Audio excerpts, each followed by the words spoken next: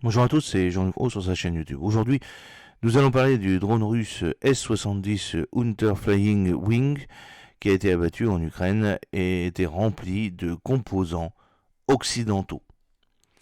Alors, la direction du renseignement de défense ukrainienne, le GUR, affirme avoir trouvé des dizaines de composants de fabrication occidentale dans le véhicule aérien de combat sans pilote UCAV russe S-70 Hunter B, abattu le mois dernier lors d'un tir ami.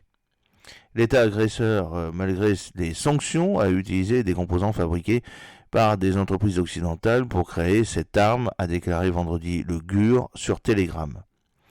En particulier des composants microélectroniques et d'autres composants technologiques fabriqués par les sociétés Analog Devices, Texas Instruments et Willings AMD USA, Infineon Technologies en Allemagne, ST Microelectronics en Suisse ont été trouvés dans le S-70 Hunter russe. Le GUR a également trouvé des composants provenant de plusieurs autres sociétés.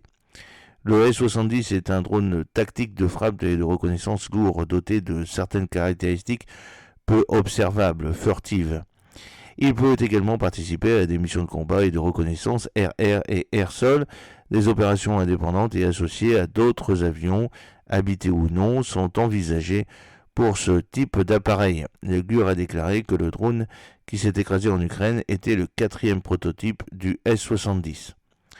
La direction, qui gère une base de données de milliers de composants étrangers trouvés dans les armes russes, a publié une liste de 30 composants trouvés dans le S-70. Parmi eux se trouvait un contrôleur de moteur avec capteur de courant intégré fabriqué par Maxim Integrate Products, un transistor fabriqué par Infineon Technologies, un microprocesseur fabriqué par X-Link, un module d'alimentation fabriqué par Texas Instruments, un isolateur fabriqué par Analog Devices et un microprocesseur fabriqué par ST Microelectronics.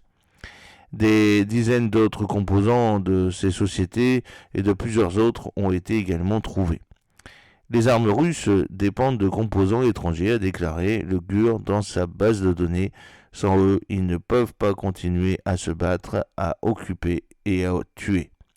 Au total, le GUR a déclaré avoir trouvé plus de 4000 composants étrangers dans près de 150 armes russes saisies ou récupérées. La découverte de ces composants dans le S-70 constitue le dernier exemple en date de la manière dont la Russie échappe aux sanctions qui lui sont imposées après le lancement de sa guerre totale contre l'Ukraine. L'origine de ces composants du S-70 n'est pas claire et le GUR n'a fourni aucune information supplémentaire sur la manière dont ils ont été obtenus par la Russie. Cependant, il n'est pas nécessaire de s'approvisionner directement auprès des fabricants. Il existe également un marché massif et largement non réglementé pour les puces recyclées provenant en grande partie de Chine. En outre, de nombreux composants se trouvent dans des appareils électroménagers et d'autres articles non militaires. Bien qu'il soit plus difficile d'empêcher que ces derniers ne tombent entre les mauvaises mains, les responsables américains ont le pouvoir d'empêcher les expéditions de ces puces à double usage qu'ils considèrent que l'application a des fins militaires critiques. Pour aider à endiguer le flux de technologie militaire vers la Russie, les agences gouvernementales américaines ont émis des sanctions contre des centaines d'entreprises à travers le monde qui fournissent de la technologie à la Russie. Le mois dernier, le département du Trésor américain a sanctionné 275 personnes et entités impliquées dans la fourniture de la Russie de technologies et d'équipements de pointe dont il a désespérément besoin pour soutenir sa machine de guerre, a déclaré le département dans un communiqué de presse.